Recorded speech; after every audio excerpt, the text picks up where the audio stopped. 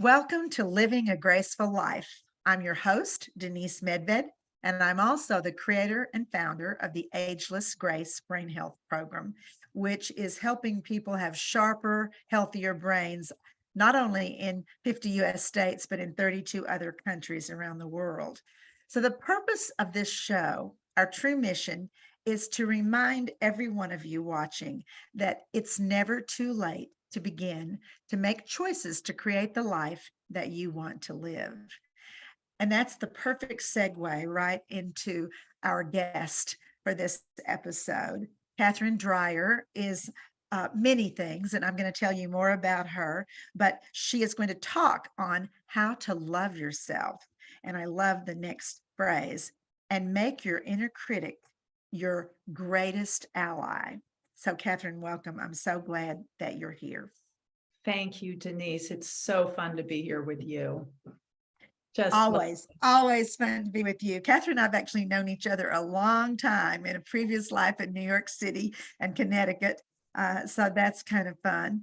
And we've stayed in touch on and off over the years. And I want to tell you a little bit about her because it's pretty impressive, first of all, and will help you understand why she's chosen this topic.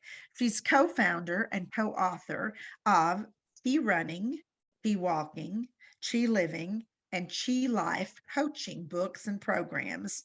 She spent 15 years in the natural health world, and she was president of New Hope Communications and vice president of healthshop.com. She focuses now on her greatest love, which is Chi Life coaching and helping women to love themselves and to love their lives. And I will tell you later on how you can get in touch with Katherine toward the end of our content of our show, so that you can communicate with her. But thank you so much again for coming on, Katherine. And I love your topic. Yeah, it's an important one, I will say. And I don't think that we really get schooled in it very well.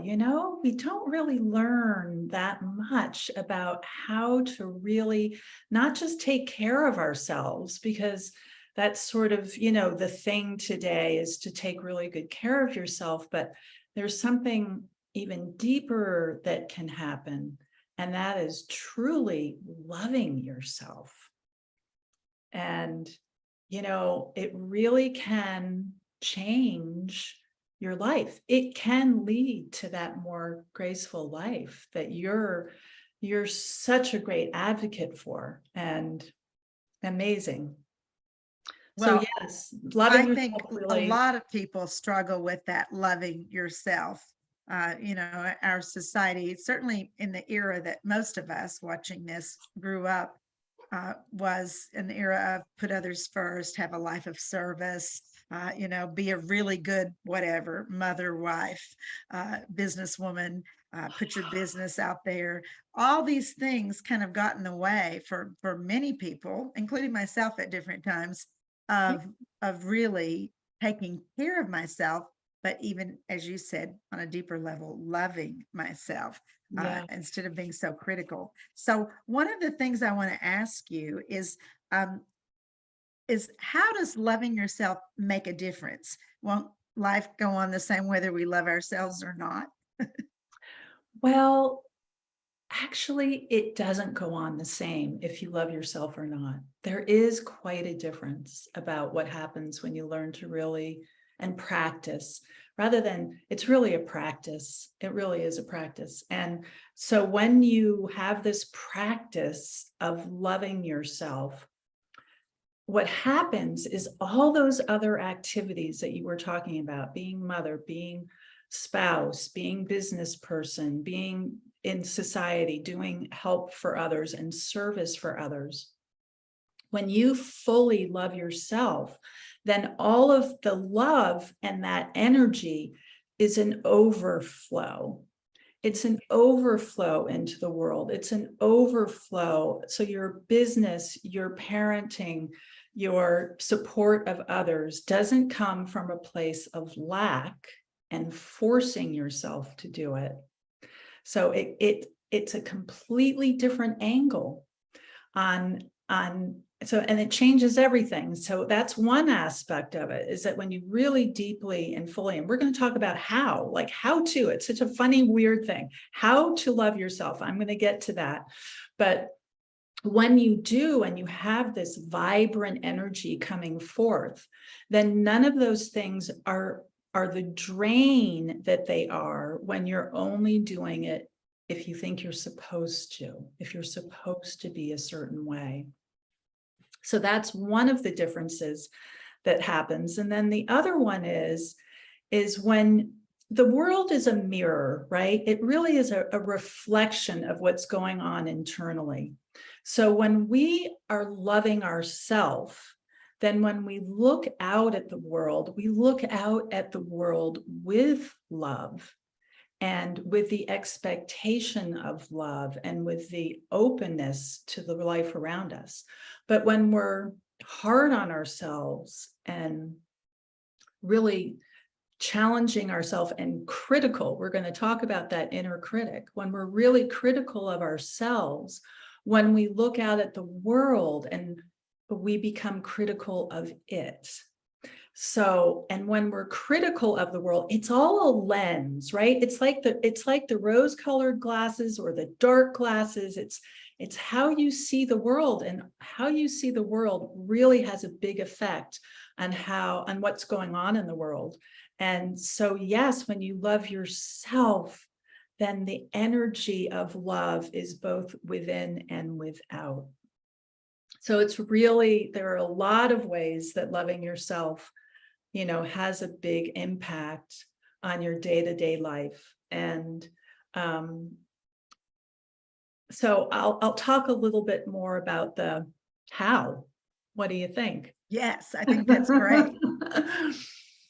So I have been doing these practices for many, many years. And one of the practices that to me is really important is a deep listening to oneself. So we go through life, and with this, we're looking out all the time, right? We have so much we have to do. So there's a lot of looking out into the world. But what we end up not doing is really taking the time to hear, feel, and tend to what's inside of us. And when we do tend to what's inside of us, it feels loved. So by, when we're doing so much, we're doing our businesses, we're taking care of kids, we don't really get to stop as much and really feel what's going on for us. And those parts become upset. And then they start getting louder, and they start getting more intense. And one of the partial selves is the language that's often used. So we have our whole self, and we also have partial selves, right? So partial self, an example of a partial self might be if you're trying not to eat sweets. So you'll have one part that's saying, no, I'm not going to do that. Sugar is bad for me. I'm not going to have that afternoon sweet treat. And you're going to have another part, a partial self, that says, oh, come on, you deserve it.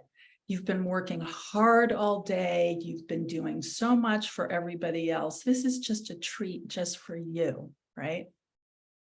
So those are two partial selves. And then there is your whole self, the whole of you, and that whole self can hear both of them, right? It's sort of the monitor of those two voices. And it's listening to both of them, and it's going back and forth. So sometimes there's a partial self that's the inner critic. And the inner critic can get really, really vocal when it doesn't feel heard and when it doesn't feel paid attention to. So the inner critic can really start taking over, and it can really get loud. And when we talk a little bit, I'll talk a little bit more about how to be with that inner critic. But before that, I want to say that what we want as children, what we want when we're growing up from our parents. And I'm just going to limit it to two things, but there are two really important things that make us feel loved as children. And one of them is to be seen and heard and felt, just to be looked into in your eyes. Like as a little kid, there's this craving to have somebody look you directly in the eyes and really listen to you. And the second thing that child wants is not just to be seen and heard, but to be accepted exactly the way he or she is. An acceptance, like not just a listening, but then not a coming back of, oh, but you should change this, or you should do that, or whatever.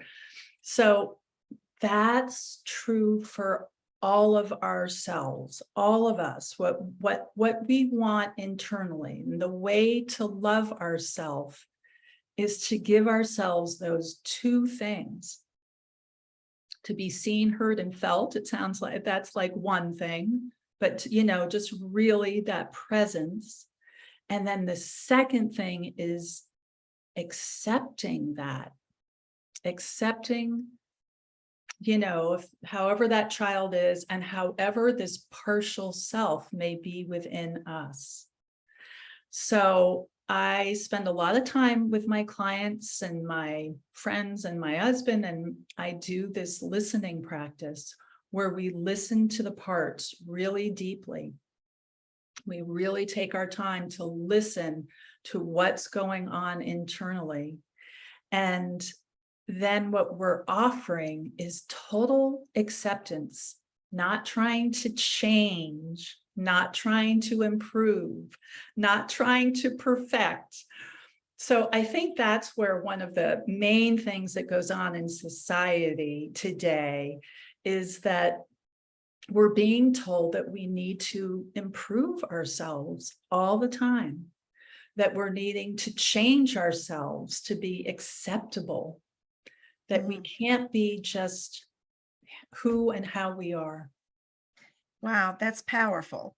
Needless to say, and I'm sure everyone listening is feeling this,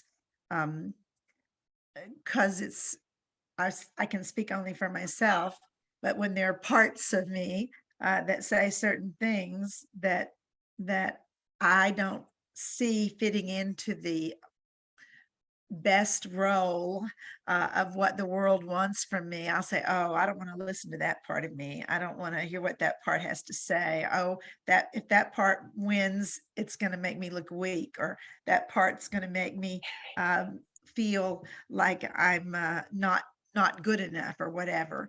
And so I raised my eyebrows in wonder when you said to just accept that part. It's part of me, or it wouldn't be speaking, right? Yeah. So Carl Jung talked about it as the shadow self. It's the parts of ourselves that feel sort of dark or feel, I had a bout the other day. I went for a walk with a girlfriend who I just love, and she was telling me all these wonderful things in her life. I was so happy for her. And then I walked home because it was really close to where I live. And I felt jealousy. Wow. And I was so sort of shocked. I really was, but it was plain out jealousy. And my first reaction was, Katherine, how could you feel? You're happy for Mary. Why would you be that way? So it immediately tried to stop this feeling from coming up. But my practice tells me something very different. So I told that part just to calm down and hush a little bit. And I really wanted to listen to what the jealous part had to say, because I also knew it was a clue to something that might be really important to me living a graceful life, to something I might want that I'm not even aware of that I wanted. And so I realized I really want to listen to this part. I want to listen and hear what it has to say. And really, and I did. And it was only, I just did it for like a 10-minute walk. And so for those 10 minutes during my walk, I was able to just pay attention.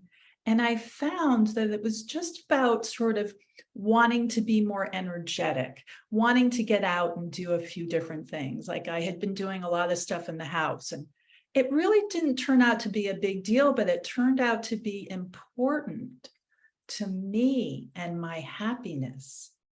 So we do this all the time, we are repressing all of these natural feelings that come up, and we're labeling them as bad. But the truth is, and the one that we do it the most to, is the inner critic. So the inner critic will come in. The inner critic will come in and say, you didn't do your morning well. You slept in late. You didn't do your morning well. And now your whole day is going to be terrible, or whatever. When you don't have a good start to your morning, and you maybe, things don't go the way you planned. And then this voice starts coming in saying, you didn't do a good job. You should have done a better job, right? So that inner critic is one that we most of the time are saying, I do not want to listen to that. As a matter of fact, we've done that so much. We have so much and so often told the inner critic to go away that we don't even really hear it anymore. We just sort of feel it in our bodies because it is speaking to us, but we don't necessarily clearly hear its voice because we've really told it not to show up. I went to a course once. It was at the Esalen Institute in New York. And it was about the inner critic, but I went in and they said, do everything to keep it at bay, do everything possible to avoid it. Do not look at it. Do not talk to it. I mean, I was in such a different mode in my life. I was really learning to listen to it. And I knew how dangerous that was. I knew how dangerous it was. I have a quote that I want to read. It's from the Gospel of Thomas. So not all the Gospels made it into the Bible, but there were other Gospels, right? You know Right. about it. Even Absolutely. there's one from Mary Magdalene. A real gospel from her, but there's also a gospel from Thomas, and it's just a bunch of quotes, really. Like it's available. They found it and it's now available as a book. But this was from the Gospel of Thomas. So Jesus said, if you bring forth what is within you, what you bring forth will save you. If you do not bring forth what is within you, that which you do not bring forth will destroy you. Wow. Wow. Wow. Yeah. That's And incredible. it is so powerful. I really I live by that quote, to be honest, because I so much feel like what we repress is working underneath, and it's not allowing us to fully live life fully or fully love ourselves. But when you listen to these parts, when you spend just a little extra time becoming aware of them and allowing their presence, you're actually bringing love to them. It's a kind of a love. It's seeing them, feeling them, hearing them, and then it's accepting them. And it really is a feeling of love. That is a how-to of loving. And so simple, not complicated, very simple. Well, how do you have advice on how to incorporate this time into your day? Yeah. We all think we're busy, whether we are or not. We all believe we're busy and that we have too much to do. So how do we incorporate this listening to ourselves, listening to our inner critic and seeing it and hearing it, and also accepting when it says, how do we find time for that? I'm going to tell you that, and then I'm going to tell you the result of when you listen to inner critic, because, ooh, that is the best part. It really is. It's really profound. So, you're taking the time regularly throughout the day. It's not additional time. It's doing whatever you do. So I am doing it, like I say, when I take a walk. Of course, yoga is all about, right? Yoga is all about physically doing these movements and listening to yourself in the midst of it, right? It's really the truth of yoga. Yoga isn't just about the physical part. The real gem in yoga is to be listening to the response your body is having as you do that. So it's almost like yoga all day long, but you're not necessarily doing downward dog. You're cooking dinner. You're driving the car someplace. I do so much in the car. I listen to myself really deeply just driving in the car. You can still drive perfectly, probably even better than listening to the radio. So it is a matter of turning off a lot of the input, right? We have so much input. We watch TV, we listen to podcasts, although I welcome people. I mean, listening to podcasts is important to me too, because I learned so much. But I'm just saying there's so much input, right? We're constantly taking in. And so when I do laundry, when I hang the laundry, when I clean the kitchen, that is a really good time. I can just stop and say, okay, how am I feeling?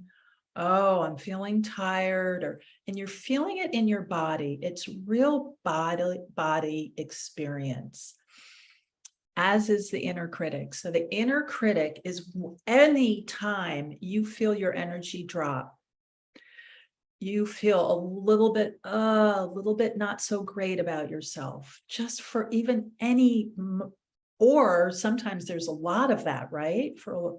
There's a lot of that sometimes. You can turn to it. And there's a phrase, whenever you feel that little bit of negativity, you can turn to it and you can say, might you be worried? And that comes from Ann Weiser Cornell and Jean Genlin's focusing. And this is how one of the ways I learned to deal and be with the inner critic. And that phrase itself is it's not a direct question. It's just a real compassionate, might you be worried? And the reason why it's worried is because the inner critic is really your greatest ally, and it truly is. It's always wanting the best for you. It's just that it doesn't know how to do it any other way. And partly because we haven't listened to it. That makes so much sense. Oh, yeah. So when you start listening to it, and now I will say, I do take extra time sometimes, like now and then I will take like a long session, an hour or something, and really be with the inner critic. Now, the inner critic is always worried. It's always trying to protect you.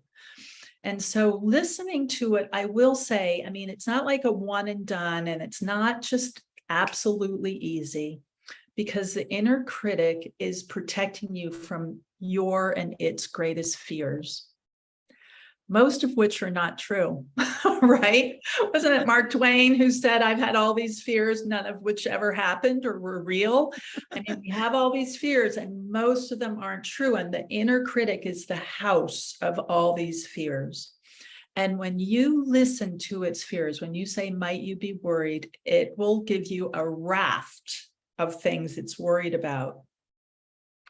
But when you listen to them all, it turns and it tells you what it really wants for you. And it is magic. It is the most deep and profound. In sessions with clients and for myself and for friends and family, my husband, he loves doing this because he has felt this turn where suddenly the inner critic is actually the one telling you you're sort of your greatest potential. It is the doorway to your greatest potential. And that is what it wants for you. Wow. It's really, and I say this from experience. I have just sat with, I consider the inner critic sort of my specialty. And I have just sat with so many people listening to their inner critic, listening to all of its fears. And there, it can be scary. Like, facing our fears is a big deal. Yeah. It's not simple. But if you can just get a little bit of fortitude and get this notion that it's not real. The inner critic, another thing about it, it's actually a very young part. And I have a good analogy. It's close to Halloween. When I was a little girl, I had a witch's costume. I was 5. I remember it so clearly. And I put on my little witch's costume and I came downstairs and my 2-year-old little brother started crying. And I was so happy because that meant I was really scary. The inner critic is just like that. It is just a mask. It's really just a little child with a costume on trying to scare you because it's trying to get your attention. I love that analogy. That's a beautiful analogy. I confess to our audience that I have done a bit of this focusing work with Katherine before, and it's powerful. It's amazing how it can take, first of all, for me, it pinpointed little things that were actually big that I didn't even know I was concerned about. And I certainly didn't know that my inner critic was concerned about them.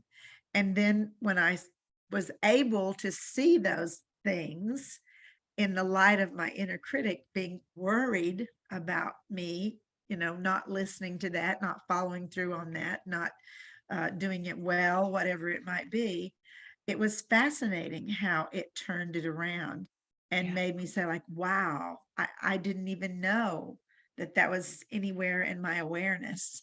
And here it was actually a big thing that I needed to pay attention to, but it hadn't been called to my awareness until I did this exercise. So it's been a long time since we did that. And I've been feeling it in my body, as you were saying, might you be worried? I went, oh, yes, I remember that phrase. Yeah.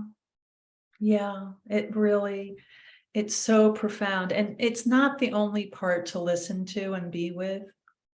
Right. But for me, it's made the biggest difference in my life. Absolutely. I had a very critical mother. And, I just embodied that for so long. I believed it. I believed the inner critic. I believed a lot of things that were pretty negative. And changing that has changed my entire life. Oh, I can see that. Yeah. I can see that. And I think all of us have probably had someone very critical in our lives, whether it was a mother, a father, both, a sibling, a school teacher. And it's interesting how those things can stay with us. If you look at the whole perspective of life, the thousands or tens of thousands of people and have met, all the praise you've gotten, all the support you've gotten.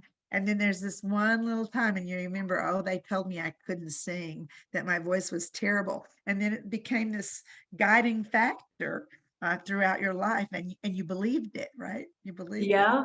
And it takes on the voice of that your inner critic is really good mimicker, and it will mimic your mother or your father or your teacher or whoever it was who said those negative things about you.